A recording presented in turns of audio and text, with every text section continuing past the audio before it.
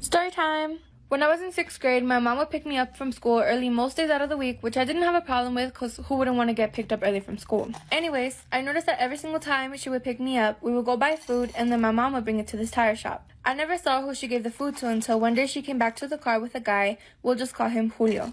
Anyways, my mom and Julio were being very touchy and flirty with each other, but my 11-year-old self didn't think anything other than it's just a friend she knows from high school. So we continuously meet him about 3 times a week, bringing him lunch and stuff, and then I saw my mom texting Julio and it said, "Hola mi rey, espero verte más a rato." So I was like, "Oh, who's that, mom?" And she said, "Oh, it's just Julio." So that's when I realized that they were more than just friends from high school. So I told her that I knew what she was doing, but I wasn't going to say anything to my stepdad because I don't like him. So this keeps happening for about a month where me and my mom would leave at night and not come home till later. But whenever my stepdad would ask, we would just say that we were at my grandma's house. I started getting really close to Julio and he was always buying me gifts and clothes and taking me to my dance practices. So I started getting really close with Julio and he was always buying me gifts and clothes and taking me to my dance practices. And one day when he was picking me up from dance practice, I get in his car and he pulls out an angel necklace with a real diamond in the center of it. He told me that I was never allowed to take it off, so I never did until the diamond fell off in the middle of class one day and I never found it again. That same day that the diamond fell off the necklace, me and my mom get home and my stepdad was pissed. And we were just like, oh no. So we asked him what's wrong and he just grabbed my mom's phone and goes to the texts between Julio and her, which are extremely flirty and inappropriate if you ask me. He then started screaming at my mom and they started arguing, but they didn't want the neighbors to hear, so me, my mom, and my sister all get in my mom's car and my stepdad took his car. We drive to an abandoned grocery store and we all sat in the parking lot for a little. Then my mom and my stepdad get out of their cars and they started screaming at each other again. They're fighting for a good 2 to 3 hours, and when they were finally done fighting, it was like 2 in the morning and we went to go get ice cream. We've never talked to Julio again. Low-key miss him though. He was a really good guy. Story time! So about a year ago, I had a boyfriend. We'll call him Jacob. Me and him have been dating for about half a year, and one day when me and him were on the phone, he tells me that he's thinking about bringing a gun to school. I told him not to do it and that it was a stupid idea, and he says okay. I thought that was the end of it and didn't think about it much after that. About a week later, I'm in school and he texted me in the middle of history, which was the second to last class of the day. He asked me to meet him, so I go to his locker and he pulls out a pistol. He asked me if I could take it so he doesn't get in trouble, and I said no and that I told him not to bring it. He got mad and said, "Well, I hope you know I'm probably gonna get suspended." I was angry but didn't say anything. I walked away and went back to class, not planning on saying anything because I knew he wouldn't use it. I was in my last class of the day when I asked to go to the bathroom. When I got back, my friend walks up to me and tells me that the police had came in looking for me. My heart dropped. I knew immediately that that meant that he had gotten caught. I sat through the rest of my class, and when it was over, I tried to get out of the school as fast as I could. I passed the lobby, and another friend of mine walked up to me and told me that in the middle of class, Jacob had gotten arrested.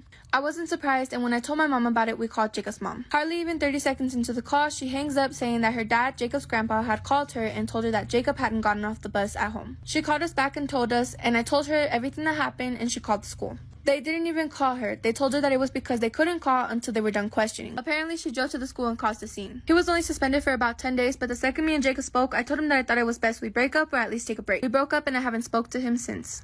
When I was 17, I moved to another store because it was closer to my high school and home. For those of you who don't know, I worked at a fast food restaurant. There was a lady there, we'll call her Peaches. She was my manager. Now Peaches was in her 50s or her 60s and I was only 17. I had already worked there for about 2 months when this guy started working there. We'll call him Bronx. So Peaches and Bronx did not get along, mainly because Bronx sucked at working. He was really bad at his job. Me and Bronx, though, we got along. He was really cool, and I was one of the only people Bronx would talk to at the store. I would only work Mondays through Thursdays, so I wasn't there when the situation happened. It was a Friday or Saturday night. Drive was really busy, and Bronx kept disappearing on Peaches. He was just doing things, and it was taking forever. Peaches got really frustrated and started screaming at Bronx really bad in front of some of the customers in Drive and front. She fired him on the spot, and he went home. Now, I was off Fridays and the weekends, so I didn't hear about the chisme until I went back on Monday. I walked in and I saw Bronx with our GM, and I hear our GM telling him that he can keep his job. I asked Bronx what happened, and that's when he spilled the chisme. Later that night, that's when I noticed that Peaches started acting differently towards me. So that was Bronx last night working with me since he was going to get his schedule switched so he wouldn't have to be around Peaches. That night, I noticed Peaches had an attitude with me and she was getting on me for small stuff, and Peaches was never like that with me. She was always really kind to me, so obviously I was like, what the hell is wrong with her? So I just figured it was a bad night until she acted the same way towards me the next night. So I asked my coworker if he knew why she was acting like that towards me, and he said, yeah, but you're not gonna like it. I told him to tell me. He said, okay, but you better not tell anyone. He then said Peaches is mad because someone called and left a review talking about how Peaches treated Bronx that night, and Peaches is saying that you're the one who did it.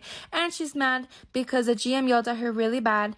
And she's also telling everyone that you and Bronx have a thing together and that you guys stay up on the phone all night together and that you guys like each other. Bronx was a 35, 37-year-old man. What the hell am I going to be doing with a 30-year-old man at 17 years old? And I didn't even have his number. I've been in the same relationship since I was 15. And I thought it was messed up that she was accusing me of all these things when I wasn't even there that night. And I was just going to leave it like that, but I knew I had to confront her about it. So it was the next day. I knew what I was going to say to her. I was ready to confront her. But while I'm at the store, everyone's literally talking about how Peaches was just diagnosed with cancer. So obviously it changed everything. I couldn't just approach her like that, especially if she was just diagnosed. Like, I'm not going to start an argument with her. So we went through Rush, and after it was done, she was smoking outside, and I saw it as an opportunity to go talk to her. I walk out there, and we had a mini conversation, and then that's when I bring up the Bronx situation and what I heard. So she asked me exactly what was said and who told me, and obviously I didn't tell her because I'm not a snitch, but I did tell her what I heard. She then tells me, no, I didn't say that, and you should know by now that all the people in this store are liars. She then says, but I did think you were the one who reported me to our GM about the Bronx situation. I told her no, why would I even do that, and second, how would I even report it if I wasn't even there when it happened? I had just found out on Monday, and if anything, one of the customers reported it because she was yelling in front of the customers. So she just agreed and told me how she was yelled at really bad by the GM about the situation, and then after that, everything went back to normal, but I still kept my distance because I still feel like she was the one saying those things about me. And she was literally the only one who had a reason to talk about me like that, but she still denies it. Story time. So this one day I woke up and I had remembered about this cup that I saw a few days ago and I really liked it, so I decided that I was going to go get it. That's what the cup looks like if you guys are curious. So I get in the truck, and as I'm driving to the store, I get a call from my mom. I pick up, and the first thing she says is, Steph, I feel so bad.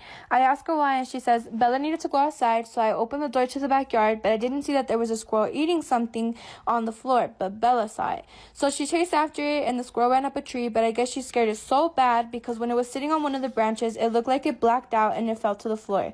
And where the squirrel fell, there was a nest of wasps living underground. So all the squirrels came out and saw all the... So all the wasps came out, and they started singing it. My mom was so mad at my dog. She felt so bad for the squirrel. So after we talked a little more, I asked her if my dog was okay. She said, yeah. We hang up, and 2 days later, I forget about the squirrel situation. I'm enjoying my life, but then my dog needs to go outside. So I opened the door for her to go outside, and guess who's there? Yep. The squirrel. So my dog being a dog, she chases after it, but instead of the squirrel going up a tree, it goes up our fence, and our fence is pretty tall, as you can see in the video, especially for a squirrel and a dog. So the squirrel is just chilling, sitting on top of the fence, and my dog is just sitting down on the floor looking at it. It can't reach it, so it's just barking at it. But then all of a sudden, the squirrel starts running from left to right, right to left on top of the fence, and my dog, the pendeja, is following it, and she's doing the exact same thing. I call for her, but she doesn't listen because she's too busy running from side to side following the pinche squirrel. So as my dog is running from side to side, I see something fly past her, and then I see another thing fly past her, and I remember about that underground wasp nest that my mom told me about, and I realized Bella was running all over it. So all these wasps were coming out, and I don't know why, it was so stupid, but I run to the hose that was right next to me, thinking that if I spray them, they'll go away. And as soon as I turn around, I see a freaking wasp coming straight at my face. It was like in slow motion. Me and that wasp literally made eye. So when I turned around, that's when the wasp was flying straight towards my face, and we literally made eye contact. So I dropped the hose, and me and Bella book it. We both go running to the door, and for some reason, I turned around and I looked at the fence, and there was the squirrel staring at us. We get inside, and obviously I was screaming, so my family asked me what's wrong, and as soon as I'm about to answer, boom, I get stung near my butt. And I yell, Bella ran on the wasps, and I hear someone say, damn it, Stephanie, you brought them into the house. I'm still getting stung, and I see so many of them flying around the house. There was at least 20 or 25 of them. So then someone else tells me to lock myself in my room, and in my head I'm like, hell no, because then I'll be trapped in a room with them. And they were only stinging me and my dog. So as I'm trying to take them off of me, the guys in the house are trying to kill them. Bella's hiding somewhere, so I go looking for her, and I find her under a bed with 3 wasps on her head. After they killed the wasps, everything finally calmed down. Me and my dog took a shower, and my poor little baby was in so much pain. So later that night, I thought it over, and I realized that that squirrel was out for revenge. It was almost as if it planned it. Like, are squirrels that smart, guys? I don't know. But we found that squirrel run over 2 weeks later, so the poor little guy just could not win. Okay, so this is a story time of when I worked at this fast food restaurant. So I was a lobby closer after I got out of school. I go to work and I wouldn't get out till like 12 or 1 in the morning. At this store, lobby closed at 10 p.m. and one of the rules were that at 10 you lock the doors and no one is allowed to come in at all.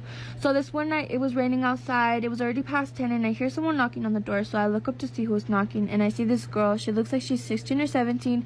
Her hair is where her clothes is wet and she waves at me and she points at the door. Now people do this all the time. They would be drunk or something trying to get something to eat and I would just tell them that we're closed and they would leave. So I mouth, "We're closed," and I see her say, "Please," and she points at her chest. So I walk up to the door and this is a glass door, so when you're close you could hear the other person talking, and I say, "Your chest?" and she says, "Yes, I can't breathe." So instantly I'm like, well shit, I'm not gonna leave her out in the rain not breathing. So I call for my manager and I let him know that I'm gonna let her in, and he's not happy about it, but he lets me do it anyways. So as soon as I open the door, she walks in, and this is when things took a turn for the worst. Okay, I'm so sorry for taking forever to post part 2. I was not expecting this video to blow up. I literally woke up to all of you commenting. But here's part 2. Okay, so basically when I let her into the door, her personality just completely changes. Like, she goes from this damsel in distress to like hyperventilating like crazy. She's